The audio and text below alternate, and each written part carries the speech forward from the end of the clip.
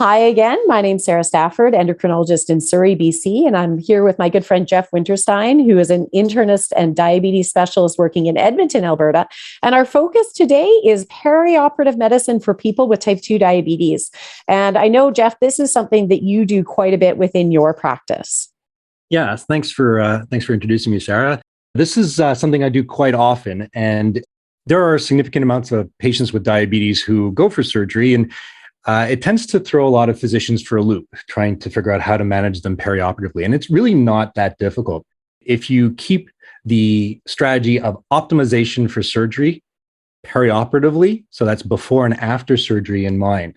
And why do we want to optimize a patient with diabetes and get their sugars relatively well controlled? Well, the reason why we want to do is we want to make sure that they have the best outcome for surgery. And patients with diabetes do have worse outcomes for surgery, especially if their sugars are not controlled.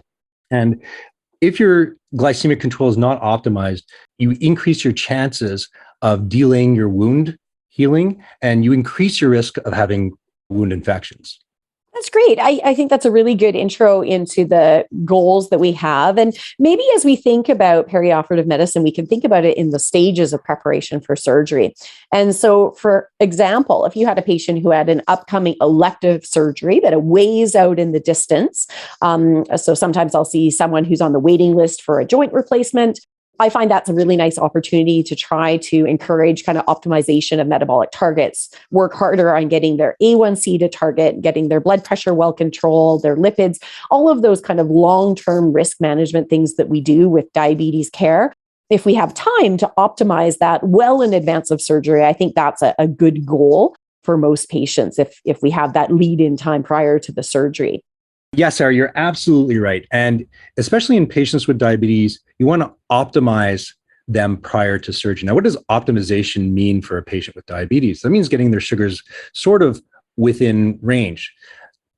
We've talked before about glycemic variability, which is also very important in getting a patient with diabetes perioperatively optimized. So if a patient presents with an HbA1c of 8%, but their glycemic range is from 26 to 2, I would not really consider that as optimized for surgery, because you're dealing with a patient who's getting these hyperglycemic episodes and hypoglycemic episodes, which could invariably get worse if you're stressing the patient for a surgical episode, right? So you really want to make sure that the patient has a glycemic variability that is minimal. And we can see that, of course, using the latest technology. And we've talked about CGM technology. So you really want to make sure that their HbA1c is at target or as close to target as possible. But more importantly, glycemic variability is a huge prognostic factor of perioperative risk. Of course, if your sugars are highly variable, the chances of you having a perioperative complication is that much higher. That makes sense. And I think just yet another reason why we really like using options where we have either real-time CGM or intermittently scan CGM, so we can see that glycemic variability. It adds a lot more detail to the information we get about glycemic control on top of the A1C. So if we have the time available, really important to think about that kind of optimization of cardiovascular risk and metabolic control prior to surgery. Then we kind of come into this phase where we're getting ready for surgery. So we say we have a surgical date and we know we need to plan ahead for what to do with their diabetes medications prior to surgery. I think this is just a great opportunity, Jeff, to try to optimize both cardiovascular risk reduction and metabolic control so that we can lead our patients into surgery in the best state possible. But one of the challenges I get is sometimes I'll get a note from the patient surgeon with a particular goal A1C that they want that A1C below before they'll consider surgery for the patient. Is there any evidence behind these A1C targets, Jeff? So the evidence is that we want the patient optimized, and that's something I keep on repeating. So we want their sugars as well controlled as possible. There are no definitive guidelines to get that HbA1c at a specific number, and that's often an area of frustration that we get from surgeons when they say, "I want your A1c less than 7," where we know that some Diabetes Canada guidelines say, you know what, you can keep your A1c less than 8.5 in a more complicated kind of patient. So they're within target, especially if they're a kind of complicated patient, but the surgeon won't do anything, right? So this just emphasizes the importance of limiting glycemic variability. So making sure that the sugars are well controlled for the majority of time, getting that time in range around 70% or higher, and less so about HbA1c. And that's what I try and infer to the surgeons. Now, when a patient actually gets into the hospital and they're post-surgical, what are the perioperative in-hospital glucose targets that we typically aim for? You know, Sarah? Yeah, I think this is a question that's really seemed to have evolved over my time in practice. I think in the early years, we used to put a lot of effort into tight glycemic control in hospital, post-operatively, especially in post-op cardiac surgery patients. But the evidence really hasn't shown that tight glycemic control improves outcome in these post-operative patients and probably increases the risk of hypoglycemia as well. So I think we've really become a little bit more liberal with post-op glycemic control. And, my general strategy in hospital is to really avoid any risk of severe hypoglycemia or hyperglycemic emergencies. And so I'm not aiming for perfect sugars. Ideally, if we can keep the sugars in a reasonable range, maybe between 5 and 11, 5 to 12, that would be great. I really don't want to see extremely high sugars where hyperglycemia can increase the risk of infection or delayed wound healing or other complications related to symptomatic hyperglycememia. But I also particularly want to avoid hypoglycemia. So we're a little less strict now than I think I was earlier in my career. Right. And hypoglycemia does increase the morbidity and mortality of any kind of stressful situation, so much so that the American Diabetes Association put out a statement sort of loosening the guidelines for what is glycemic control in a hospital setting to get around 80 to 180 milligrams per deciliter, which roughly equals 4.4 to 10 millimoles per liter. So that takes away from those real bad lows of less than 3.9. So we're really trying to loosen up control within the hospital just to avoid those lows. And again, we want optimization of care. We don't want to let that patient get too high either, because there will be that delayed wound healing and increased risk of post-op wound infection. Perfect. So while we think a little bit about this optimization perioperatively, is there any strategy we can use to try to quantify risk as we lead into surgery? Yeah, absolutely, Sarah. So in Canada, we use what's called the Revised Cardiac Index, or the Lee Index criteria, and that's to risk stratify any patient, not just the patient with diabetes. And the reason why we're talking about it today is because anybody who is on insulin in the perioperative timeframe has an increased risk. So if you had a healthy patient with no risk factors for surgery, their risk of having a cardiovascular or a cerebral vascular accident during the surgery would be about, or during the perioperative period, would be about 3.9%. That's not very high. And patients often say 3.9, wow, that seems really high. And you always have to say, yeah, it's out of 100, but you never have a 0% risk of crossing a road, right? Even if you look both ways, you can still get hit by a car. And that's an analogy sometimes I use when I speak to patients in 3.9%, because it's really not a very high risk at all. If you have one risk factor, it goes up to 6%. And the risk factors beyond an insulin injection, and that could be both a basal or a bolus insulin, is whether they've had ischemic heart disease. That would count as one, another risk. Another risk would be whether they had a cardiovascular accident or a TIA. A third category would be if they had congestive heart failure, or any types of congestive heart failure. And an additional risk would be the kind of surgery that they're going for. If it's intra-abdominal, suprainguinal, or vascular type surgery, that is an added risk. And the last one you would have to consider is if they have a creatinine greater than 176.8 micromoles per liter. Anyone could look that up online, the Revised Cardiac Index or the Lee Index criteria. And like I said, if you have no risk factors, you're at a 3.9% chance of having some kind of cardio or cerebral event. If you have one risk factor, that ups it to 6%, which is still not really high, especially if it's well controlled. If you have two risk factors, that gets it to about 10.1%. Now, if you're going for an elective surgery, that could be something that can make you stop and think, and maybe this person needs a step-down bed or more hands-on deck in the perioperative picture. If they have 3 or more risk factors, they have a greater than 15% chance of having a cardiac or cerebral event during the surgery. And that's pretty high, especially for elective surgery. So in that kind of patient, I would want to have probably an ICU bed ready at the ready. And that's probably your sicker patient there. Gotcha. Thank you. That's really helpful to be able to put some objective criteria and really be able to counsel patients. It's all about informed consent, right? Especially for an elective surgery. So I think that's great for if people can look up those criteria and try to use that to guide their patients in decision making and preparation as well. Now, what about as we head into surgery? So we have patients with diabetes, they're on a whole lot of different medications. And if we focus on those diabetes medications, they'd be maybe on metformin, sulfonylureas, SGLT2 inhibitors, insulin, GLP-1s. How do we address the nuances of what to do with medications as we prepare for surgery and go through perioperative time? Right. So that's a great question. There's, again, a lack of guidelines on this, but a whole host of suggestions on what to do. So what I thought would be fun is if we went through the different classes of medications and you could tell me what you think you should do, and I'll tell you what I typically do. And then we'll talk about what is typically suggested to do and why. So if we want to start with the TZDs, what do you think we should do with that one perioperatively? Well, I don't have any patients on TZDs anymore, and I haven't prescribed one in my entire career. So you tell me. Well, pioglitazone is still a decent third-line medication. So I typically hold that the day of surgery. And the rationale for that is you don't want to increase the risk of a patient going low during surgery.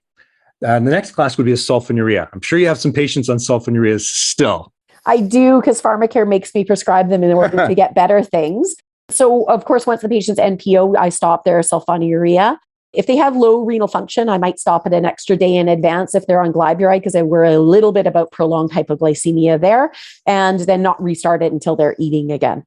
Right. So I agree with you. Again, the risk for sulfonylurea is actually a little bit greater than the risk of having a patient on a TZD, in that you really don't want to exacerbate the risk of having a hypoglycemic event perioperative. So you do want to stop it while they're NPO, and you can restart it when they're more medically optimized or stable post-op. What about the meglitinides? Do you have any patients on meglitinides? I have a very small number, and I think I'd treat them the same as the sulfonylurea stop when you stop eating. Yeah, absolutely. I agree with you. How about the biguanides? So metformin. What would you do with metformin? Usually I'd suggest they continue it until the day prior to surgery and then stop it on the day of surgery and restart when eating again, assuming normal renal function. Yeah, I agree. And that's because of the minute risk of lactic acidosis. You've heard of that in your medical school, probably never seen it in real life, but that's why I agree with you. That's why we typically hold it the day of surgery. What about the DPP4 inhibitors? Pretty benign agents, so I think it probably wouldn't make a difference what you do with them, but I think on the day of surgery you probably don't need it. Yeah, there is no major evidence what to do with the DPP4 inhibitors, but I typically stop them on the day of surgery as well because they're pretty benign kind of medication. That brings us to the other incretin, the GLP-1 receptor agonists. Yeah, so those are interesting because we're using the once a week one. So I actually generally tell them just to continue taking it once a week. But if it happens to be that the day of their surgery is the day they take it, they could probably delay it until after the surgery, of course, and then just pick up again when they're recovered. Yeah, I mean, it's the long-acting GLP-1 receptor agonist. I tell them to continue it, even if it's the day of, just because it's a long-acting medication. It's typically not going to make much of a difference if they, keep on taking it with the concentration of GLP-1 that's still in their body. We never know what day it's going to fall on the patient perioperatively. So we don't have a day in the week. If this falls the day before, 2 days before, 3 days before, it uncomplicates life. And really, there's no major risk of having a patient on a GLP-1 receptor agonist. What about the SGLT2 inhibitors? Yeah, so I think this is the one that's a bit complicated and a bit of an evolving practice. And I think, the challenge was, I think most of us are aware of this potential risk of euglycemic decay. And I think probably all of us have seen it. I've seen, quite a number of patients who've had a euglycemic decay that is sometimes precipitated by infection, surgery, all sorts of different things can occur. And so this has changed over time. We were seeing patients being told to stop them about 3 days prior to surgery. More recently, I've seen some recommendations for 5 days prior to surgery.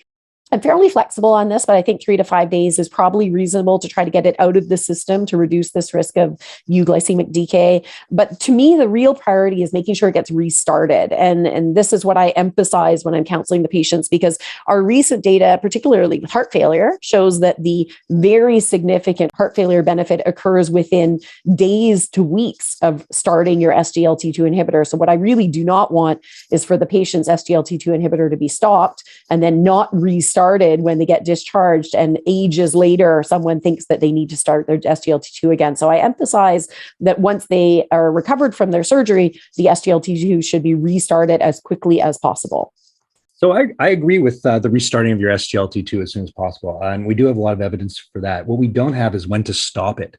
And there is some observational evidence that does agree with you. We should stop it about 3 days before.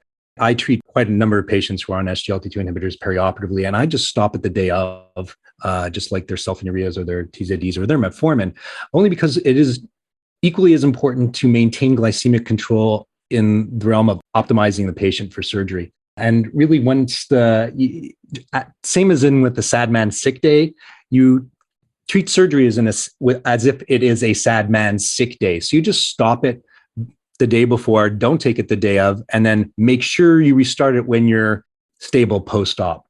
And again, there's no guidelines for that right now. Again, there is some observational evidence. So you have to do what you feel comfortable doing. I really want to maintain the patient's glycemic control up until the last minute. And with me, there's never been any problems continuing the SGLT2 up until the day before surgery. And I have them stop at the day of surgery. And this gets us to our insulins. Let's start with the bolus insulin. So your short-acting insulins, what would you have the patient do? I mean, this is an easy one, I think. Yeah, when you stop eating, you stop your bolus or prandial insulin. And I think we should put the caveat that here we're talking about type 2 diabetes. Type 1 diabetes is a whole different conversation. So we'll focus on type 2, but when you stop eating, no more prandial insulin. No more prandial insulin when you stop eating. That is easy. So we do have a couple of the basal insulins that we have to address because they're not all created equal. We do have some ultra long acting basal insulins, and we do have some shorter acting long insulins, if you can follow that one. So typically my Lantus and Levemir for me fall in the same category, and the Glargine U300, known as Toujeo, or Degludec, known as Tresiba, fall in another category. So what I do for the older insulins, so the Lantus and the Levemirs, is I have the patient half their evening dose prior to surgery because they will be NPO for the next day. So I have them usually half that dose, the last dose that they take, if they take it the evening prior to surgery. If they do take their Lantus or Levemir in the mornings, I'd have them not take it the morning of surgery when they're NPO. Yeah, I think it's a bit of a challenge because I think one of the things I also look at is their glycemic control. Unfortunately, I have a lot of people with type 2 diabetes whose sugars are not on target, even on their wonderful medications that they're taking. And I also want to avoid hyperglycemia on the morning of surgery.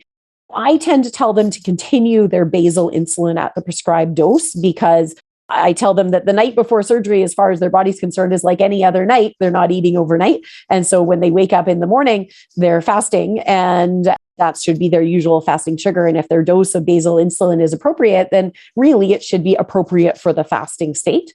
Assuming they're going in for surgery in the morning, it's always a bit more of a challenge if they're heading in later in the day. But if they're going in as an early case, then I tell them to continue their basal at the same dose. And I just tell them to advise when they arrive that they took their insulin last night, make sure their sugar is checked, because once they're in peri-op, it's pretty easy for them to manage. They need to put them on some IVD5, that can all be dealt with.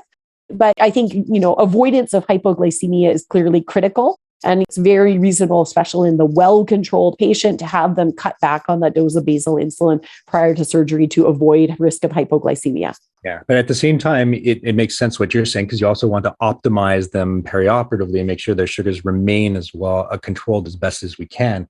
And that brings us to the newer ones, the Glargine U300, also known as Toujeo, and the Degludec, also known as Tresiba. And with those, if I differ a little bit. If they take it the night before, I have them take their full dose, just because there's a better, flatter profile of that insulin. It does act for a longer period of time, and there really is no harm, or there's lesser harm in them having it, or lesser chance of them having a hypoglycemic episode perioperatively, even if they keep their regular dose.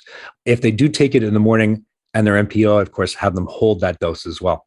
Yeah, I think that's perfect. And so I think that should provide some good guidance about what to do with these insulins. And, it's a bit complicated. And I think the overriding principles that I want to emphasize are you want to avoid harm, which means we really want to avoid hypoglycemia. And a lot of what we do with these modifications of medications is to avoid hypoglycemia.